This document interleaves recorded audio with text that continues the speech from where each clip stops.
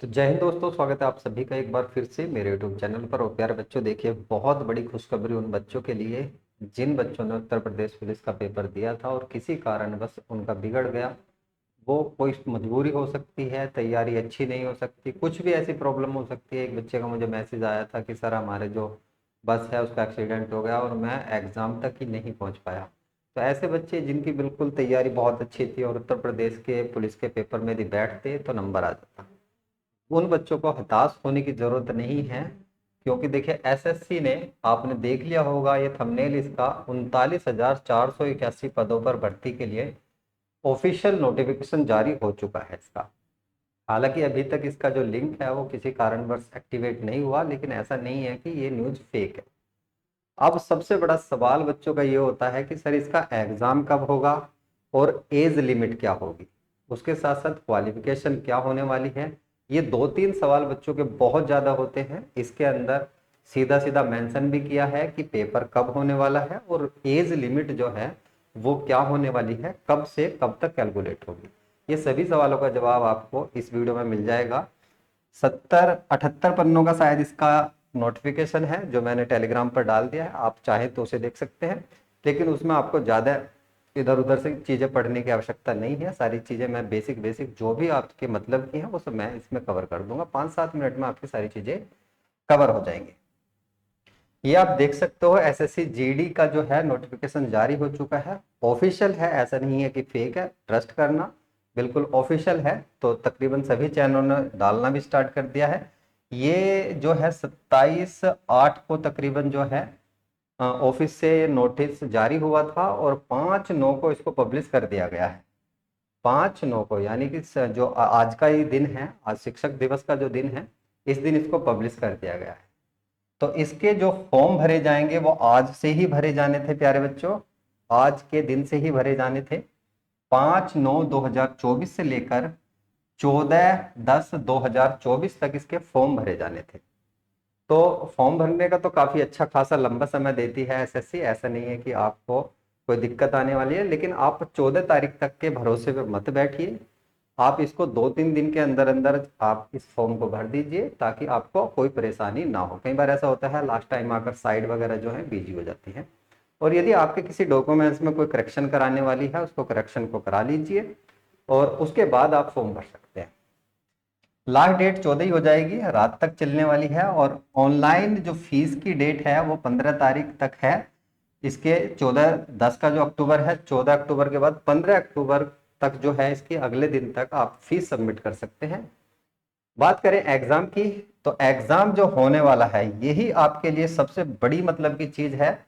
जनवरी और फरवरी में डेट दी है इन्होंने, ऐसा नहीं कहा है कि इस डेट से इस डेट तक कंडक्ट कराएंगे। तो जहां तक है ये फरवरी के मिड तक और जनवरी के मिड से लेकर फरवरी के मिड तक ये एग्जाम होने की पूरी पूरी संभावनाएं हैं। तो फरवरी तक तो ये चलने वाला है ही है। तो प्यारे बच्चों, ऐसे भी हो सकता है किसी कारणवश ये फरवरी में स्टार्ट हो और थोड़ा बहुत आगे तक जाए, तो 20-22 दिन 25 दिन ये पेपर चलते हैं, कई बार महीने तक भी चल जाते हैं। तो वो फॉर्म भरने के ऊपर डिपेंड होता है कि कितने फॉर्म भरे गए हैं और कितनी शिफ्ट में। 3 ही पाली होती है, वैसे कंप्यूटर बेस्ड एग्जाम होता है। ये आपने ध्यान रखना, ऑफलाइन इसका एग्जाम नहीं होता। क्योंकि कुछ बच्चे सोच रहे हैं यूपी की तरह ऑफलाइन होगा, तो ऑफलाइन नहीं होता, ऑनलाइन ही पेपर होता है।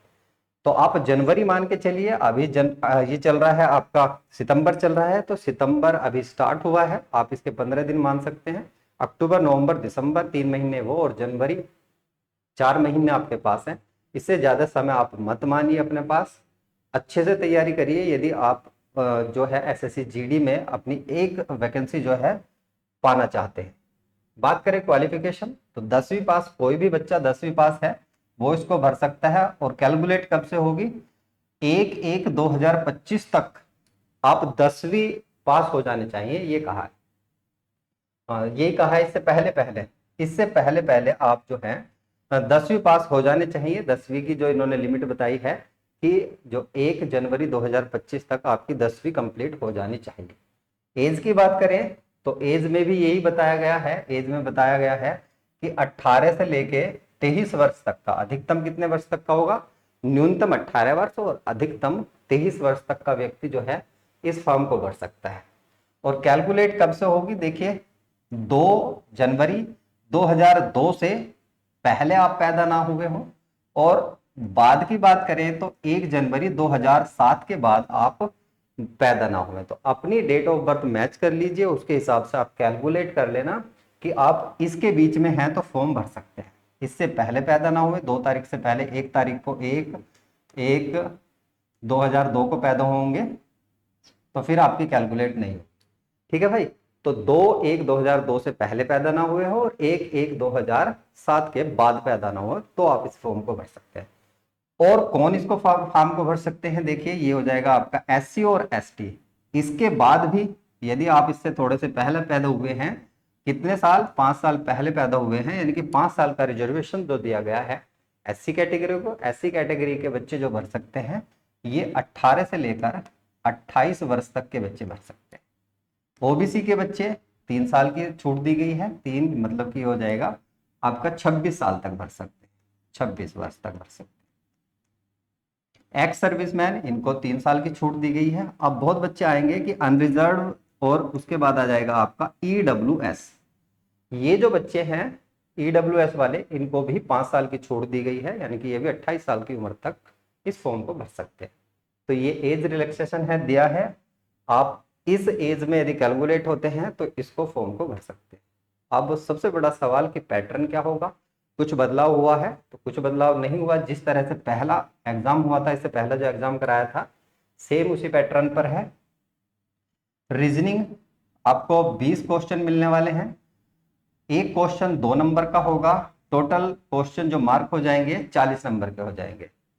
टोटल जो क्वेश्चन आएंगे आपके 80 क्वेश्चन आएंगे, जिसमें 20 क्वेश्चन जनरल नॉलेज और जनरल अवेयरनेस के होंगे, और मैथ के जो क्वेश्चन होंगे ये भी 20 होंगे। इंग्लिश या हिंदी दोनों में के एक ही करना होता है। आप हिंदी में अच्छी पकड़ है तो हिंदी की तैयारी करिए, और इंग्लिश में पकड़ आपकी अच्छी है तो इंग्लिश की तैयारी करिए। लेकिन एग्जाम में एक ही करना होता है, जो आपकी मन करे वो कर लीजिए जिसमें आपकी अच्छी पकड़ हो। तो ये 80 क्वेश्चन होते हैं, और 80 क्वेश्चन 160 नंबर के होते हैं। प्रत्येक क्वेश्चन जो होता है 2 मार्क का होता है, तो इस तरह 160 क्वेश्चन, 160 नंबर आपके बनते हैं। और कितनी मिनट में करने होते हैं 80 क्वेश्चन, केवल और केवल आपको 1 घंटे का समय दिया जाता है। कंप्यूटर बेस्ड एग्जाम होता है, नेगेटिव मार्किंग होती है 0.25 की यहाँ पर नेगेटिव मार्किंग होती है।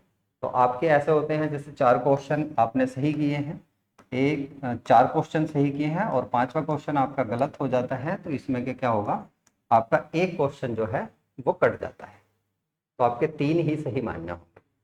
तो ये 2.25 की यहाँ पर नेगेटिव मार्किंग होती है। बात करें रेस, फिजिकल फिटनेस जो क्या होती है वो क्या होगी, तो 5 किलोमीटर की रेस मेल के लिए है 24 मिनट में, फीमेल के लिए 16 किलोमीटर के 8.5 मिनट।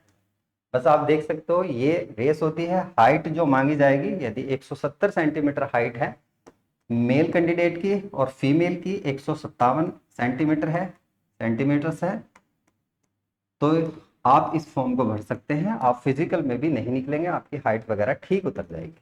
तो ये है।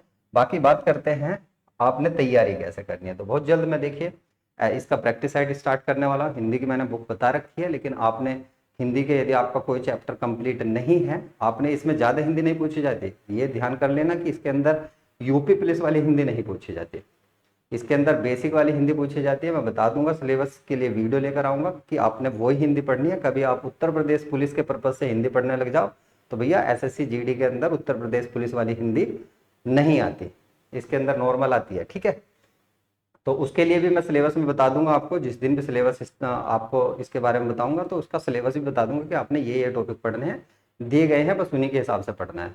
तो अब यूट्यूब पर चलन भी स्टार्ट हो चुका है कि एग्जाम कराने से पहले या क्लास स्टार्ट करने से पहले आपको सिलेबस बताया जाएगा, भैया ये सिलेबस है, इसके हिसाब से पढ़ो। तो मैं तो हमेशा से ही बताता आया हूँ कि सिलेबस के हिसाब से ही पढ़ना चाहिए। जीएस की बात करें तो जीएस के और रीजनिंग के यदि आपकी रीजनिंग कंप्लीट है, आपको सारे चैप्टरों का पता है कि किस किस टाइप से होने हैं, तो मैं आपको जो मेरा टेलीग्राम ग्रुप है उस पर आपको PDF प्रोवाइड कराऊंगा। प्रीवियस ईयर लगाना, एक प्रैक्टिस सेट रोज लगा सकते हैं, बहुत अच्छी बात है, 2 लगा सकते हैं और भी अच्छी बात है, उनसे ही आपका काम हो जाएगा। इधर उधर से कुछ पढ़ने की जरूरत नहीं है। अभी ये MTS के पेपर होंगे, उसके प्रीवियस जो भी उसके अंदर क्वेश्चन आएंगे वे भी मैं आपको प्रोवाइड करा दूंगा। आप वे प्रैक्टिस सेट लगाइए, आपकी रीजनिंग बहुत अच्छे से हो जाएगी, रीजनिंग और मैथ बहुत अच्छे से हो जाएगा। वैसे मैथ के लिए आप आदित्य रंजन सर को भी देख सकते हैं, आदित्य रंजन सर बहुत अच्छा मैथ पढ़ाते हैं, आप उनसे मैथ की तैयारी कर सकते हैं। बस हिंदी के बारे में मैं आपको बता दूंगा, सारा सिलेबस लेकर आऊंगा, और यहाँ पर जो जनरल नॉलेज और जनरल अवेयरनेस है, इनके बारे में भी मैं सिलेबस में बताऊंगा कि क्या क्या चीजें एसएससी पूछती है। तो बस इस वीडियो में इतना ही प्यारे बच्चों। आपको ये जो मैं पीडीएफ बता रहा था कि आपको रीजनिंग के ये सभी पीडीएफ जो मिलेंगे मेरे टेलीग्राम पर मिलेंगे, एक बार आप इस पे जाकर मेरे टेलीग्राम को ज्वाइन कर लेना।